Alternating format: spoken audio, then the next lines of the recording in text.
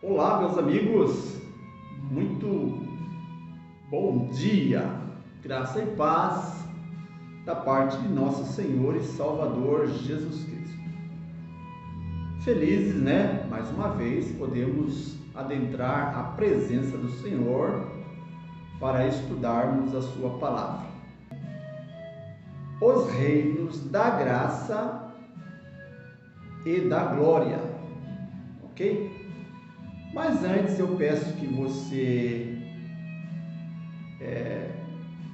inscreva-se neste canal, deixe o seu like, ative o sininho para receber as notificações de novos vídeos, compartilhe também com seus amigos e, o mais importante, deixe o seu comentário para que possamos saber sua opinião sobre este assunto. Muito bem. E como de costume, nós vamos orar ao Pai Celestial para que Ele possa nos abençoar. Soberano e amado Deus, o Senhor é bom e as suas misericórdias duram para sempre. Abençoa, Senhor Jesus, esta nossa classe, quando vamos estudar a Bíblia. Abençoa os amigos que estão conosco, aqueles amigos que aderiram ao canal, que eles sejam abençoados, ricamente fortalecidos pelo poder do Espírito Santo, iluminados para a compreensão da Tua palavra como ela de fato o é. Dá-nos a Tua bênção e a Tua paz com o perdão dos nossos pecados, em nome de Jesus.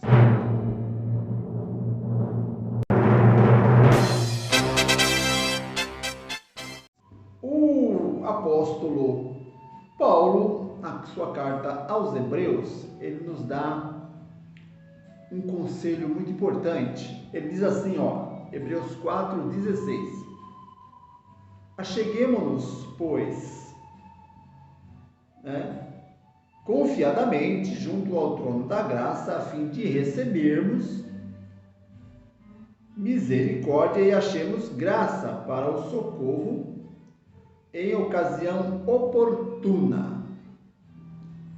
Seria inútil, queridos, chegarmos a qualquer trono, para pedir um favor, se esse trono não tivesse um ocupante. O trono da graça, pois, pressupõe o rei da graça.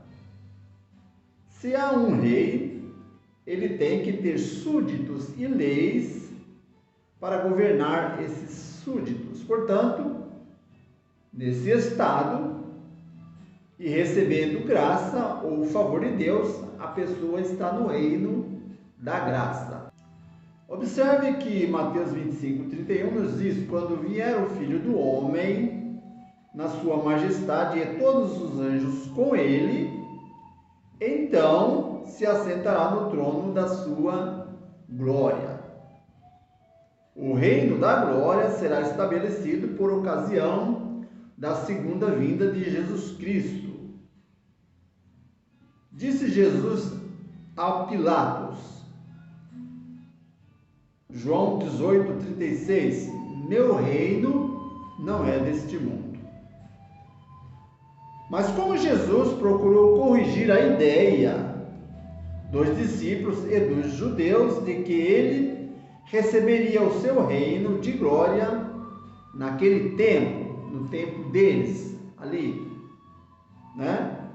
Então, São Lucas 19:11 diz: ouvindo ele essas coisas, Jesus propôs uma parábola, visto estar perto de Jerusalém, e lhes parecer que o reino de Deus havia de manifestar-se imediatamente.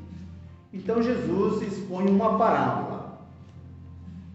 E o que Jesus queria ensinar com essa parábola? Observe, São Lucas 19:12.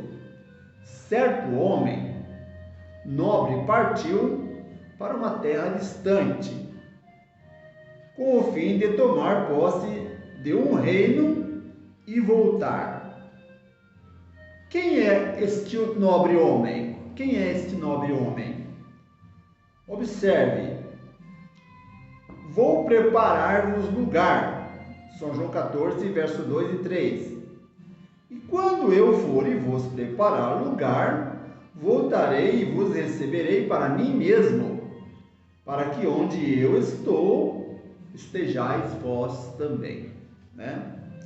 Então Jesus é este nobre, exposto naquela parábola, né? Mostrando para os judeus e os discípulos que o reino de Jesus não seria impostado naquela época, mas somente quando ele viesse pela segunda vez.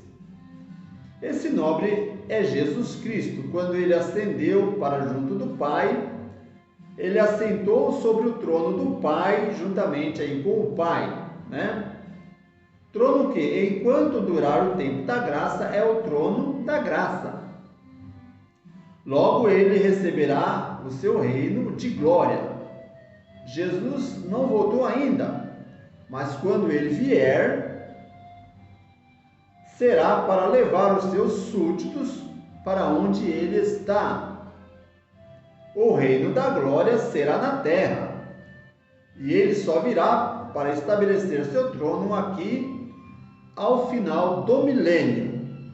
Você pode confirmar isso em Apocalipse capítulo 20, versos 6 e capítulo 15, verso 2 e 3.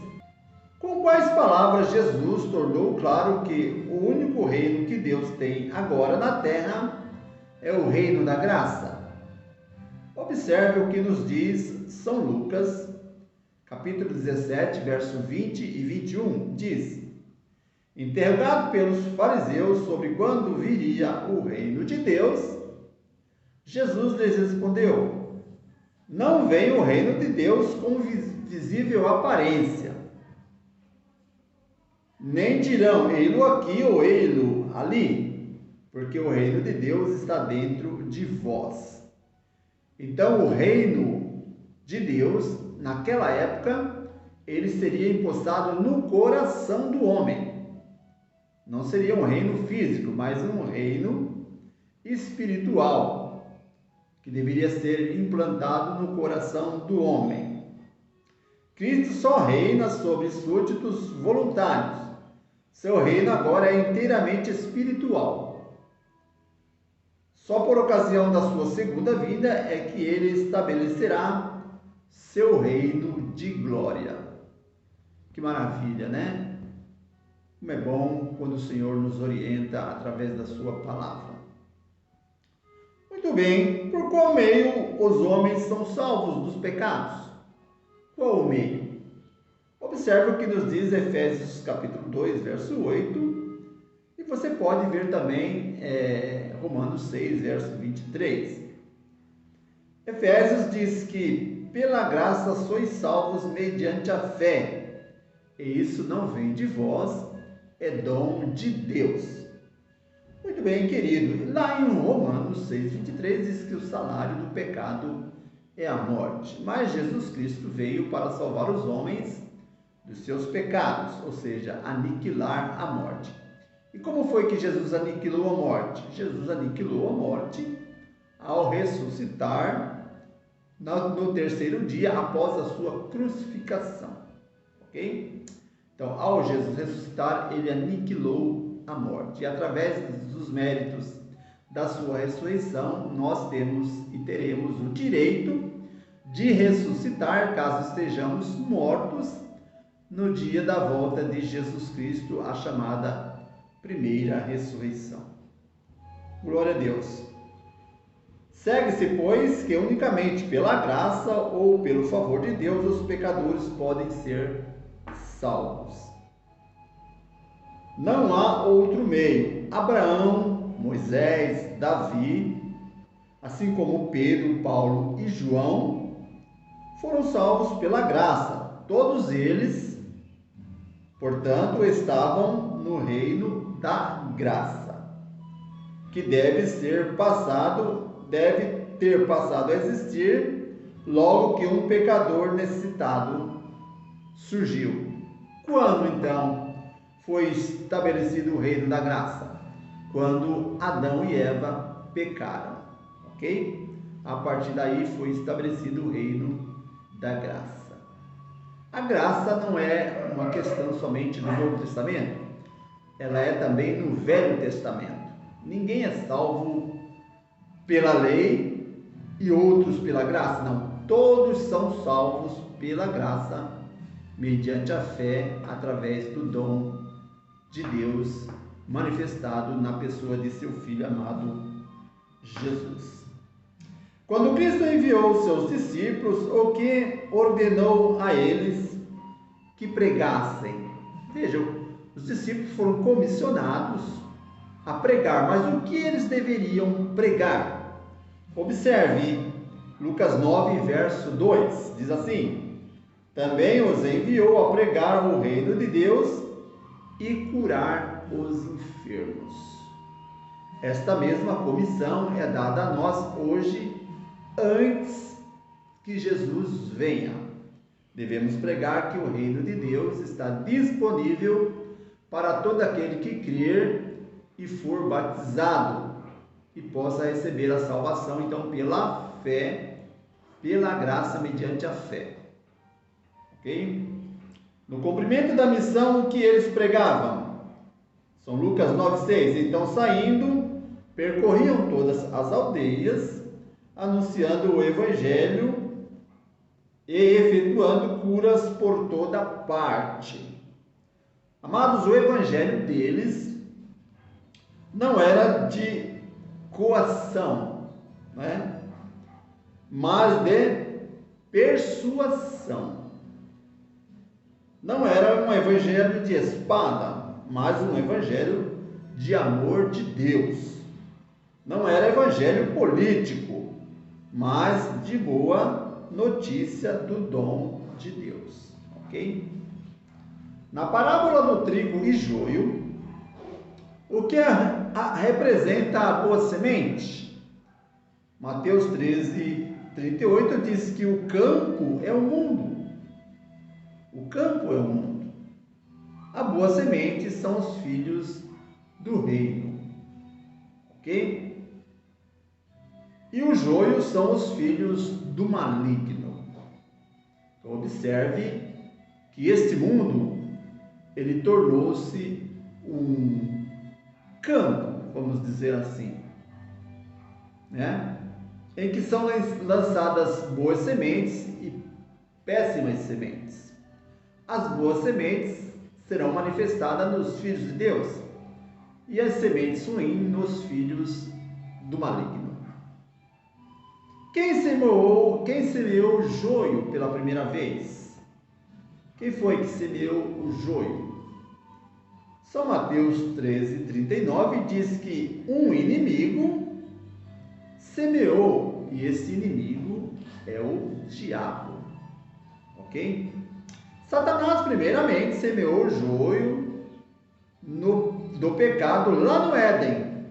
Portanto, o reino de Deus já existia naquele tempo, certo?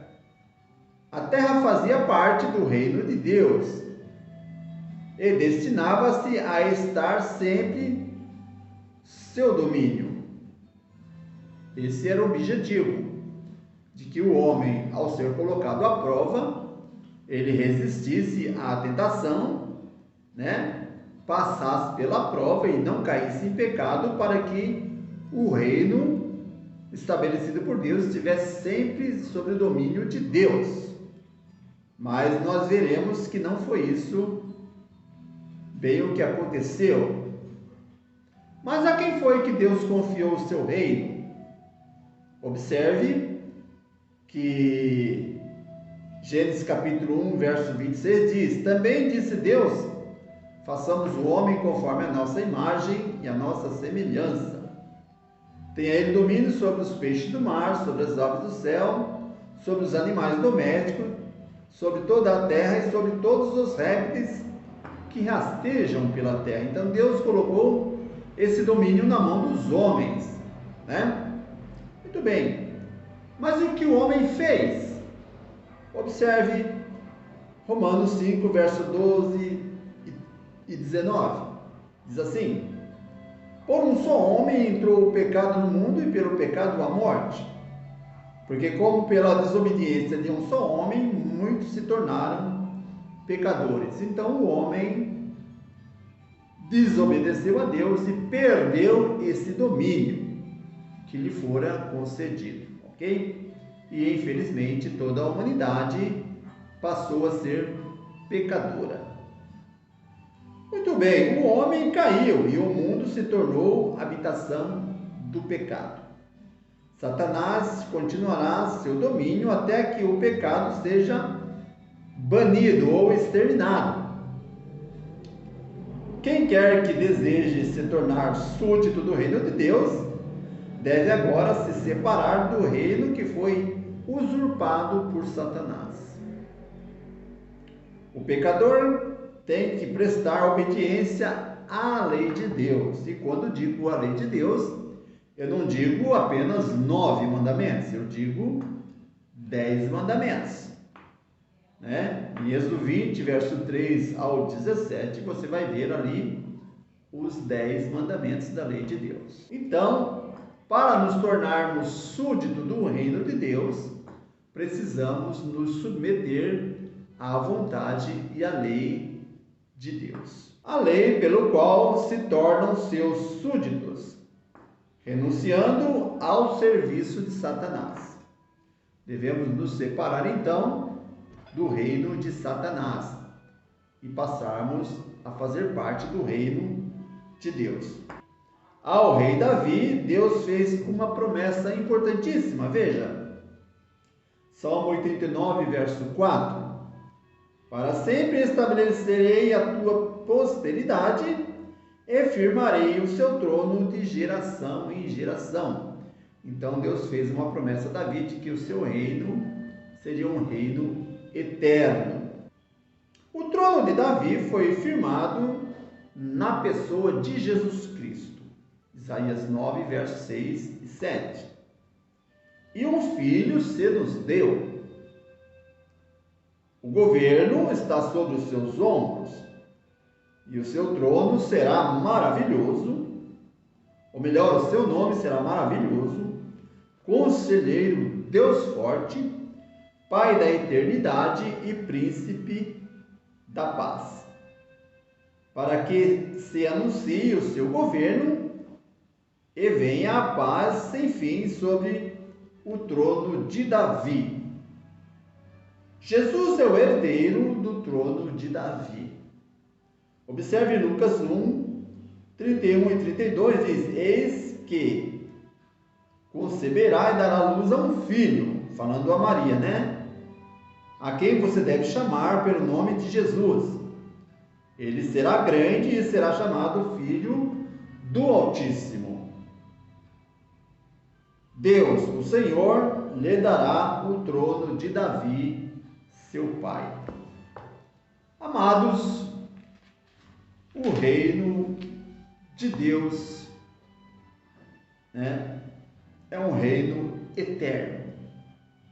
Começou ali com o reinado de Davi, passou pelas mãos de Jesus Cristo, o qual, na sua segunda vinda, será um reino, a partir da sua segunda vinda, será um reino físico. Veja o que nos diz Ezequiel, o profeta Ezequiel, capítulo 21, versículo 25 ao 27, diz: e tu, ó profano e perverso, príncipe de Israel, cujo dia virá no tempo do seu castigo final, assim diz o Senhor Deus: tira o diadema e remove a coroa. Ruína, ruína, a ruína a reduzirei, e ela já não será, até que venha aquele a quem ela pertence por direito. A ele darei. Então está aqui expresso, através das palavras do profeta, que o reino será dado a Jesus Cristo por direito. Os judeus estiveram sob o domínio de cada uma dessas dinastias, ou seja, Babilônia, Pérsia, Grécia. O último revés pode ser identificado como a sucessão romana nos territórios do Império Macedônico. Mas a famosa aliança entre romanos e judeus, feita em 161 a.C., colocou os últimos sob a proteção daquela potência férrea. E em 63 a.C., Pompeu anexou a Judéia como parte de uma província. Com o estabelecimento da Igreja de Cristo, o trono de Davi e o reino de Israel não mais deviam existir até que viesse aquele a quem pertencem por direito. Quem? Jesus Cristo. Quando esteve na terra, Jesus não ocupou nenhum trono. Porventura ocupou ao ascender ao céu? O que nos diz Apocalipse 3, verso 21? Diz assim: ao vencedor dar-lhe-ei a sentar-se comigo no meu trono, assim como eu também. Eu venci e me assentei com meu Pai em seu trono. Salmo 110, verso 1 diz: disse o Senhor ao meu Senhor, ou seja, disse Deus Pai ao Deus Filho: assenta-te à minha direita, até que eu ponha os teus inimigos debaixo dos teus pés. Jesus ele está aguardando o momento exato de tomar posse do reino, que será na sua vinda. Mas o que Jesus faz assentado à direita de Deus? Salmo 110, 4 e Hebreus 10, verso 12 e 13 nos explicam: o Senhor jurou e não se arrependerá. Tu és sacerdote para sempre, segundo a ordem de Melquisedeque. Então Jesus, ele é o nosso sumo sacerdote, que está ali fazendo a sua obra de expiação no santuário celestial, intercedendo por mim e por você quando nós confessamos os nossos pecados e os abandonamos. Então Jesus nos perdoa e apresenta as nossas súplicas de perdão perante o trono da graça, perante Deus o Pai. E dessa forma, então, o Pai nos perdoa, ok? Muito bem, é assim.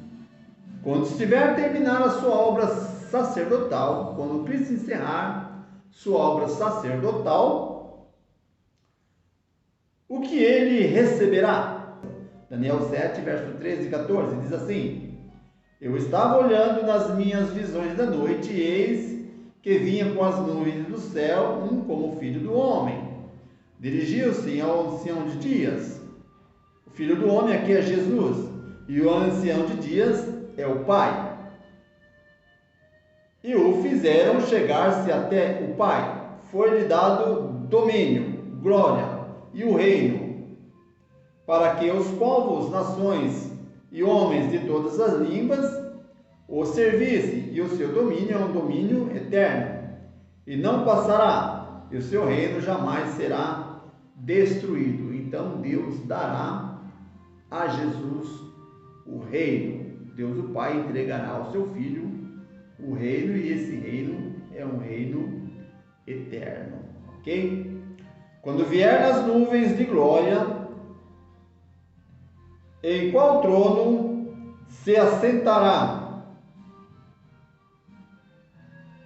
Ele se assentará. Quando Jesus vier nas nuvens do céu, em qual trono ele se assentará? São Mateus 25, 31 e Apocalipse 11, verso 15, nos dizem: quando vier o Filho do Homem, na sua majestade, e todos os anjos com ele, então se assentará no trono da sua glória. Então Jesus se assentará definitivamente como o Rei dos Reis e Senhor dos Senhores no seu reino a partir da sua vinda, quando ele vier buscar os seus súditos que estão neste mundo, se preparando para esse encontro glorioso. Mas o que Jesus finalmente dirá então aos seus súditos ou aos remidos? São Mateus 25, 34, na última parte, diz: Vinde, benditos de meu Pai, entrai na posse do reino que vos está preparado desde a fundação do mundo. Amém? Glória a Deus. Amigo, o reino de Deus hoje está no coração do homem. No coração do homem existe um trono. E esse trono, ele pode estar ocupado por um usurpador, um inimigo. E esse inimigo, precisa ser despossado, precisa ser banido e retirado do coração do homem. E esse trono não pode e nem vai ficar vazio. Esse trono pertence a Jesus Cristo. Às vezes, o ser humano, ele se coloca numa situação que ele se sente como se tivesse um vazio em seu coração. Isso é a ausência de alguma coisa. Então, o coração ausente de Deus, ele fica assim. Parece que nada está bom, nada o satisfaz. A verdadeira alegria só está na pessoa de Jesus.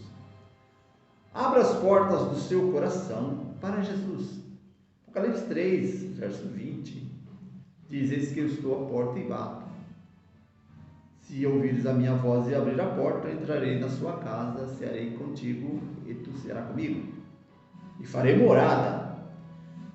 Essa casa é o coração. E essa casa tem uma porta. E a fechadura está pelo lado de dentro. E só você que pode abrir. Ninguém mais. Só você. Portanto, querido, abra o seu coração para Jesus. Entrega a tua vida a Ele. Confia nele. E Ele tudo fará por você. Que Deus abençoe a sua vida. Amém? Não se esqueça de inscrever-se no canal, deixar o seu like, compartilhar com seus amigos, ativar o sininho para receber as notificações. Quero orar por você. Soberano Deus, maravilhoso Pai, em nome de Jesus Cristo, teu Filho, te agradecemos por esse momento que passamos aqui. Abençoa os amigos que nos acompanham nesses vídeos, aqueles que já se inscreveram no canal, abençoe-os, e aqueles que estão nos visitando pela primeira vez, que sejam igualmente abençoados. Por favor, querido, Deus, tenha misericórdia, dá-nos a tua paz, o teu perdão, em nome do Senhor Jesus. Meus queridos, que o amor de Deus, a graça de Jesus e a comunhão do Espírito Santo esteja com todos vós, hoje e sempre. Amém. Até o próximo vídeo. Tchau, tchau.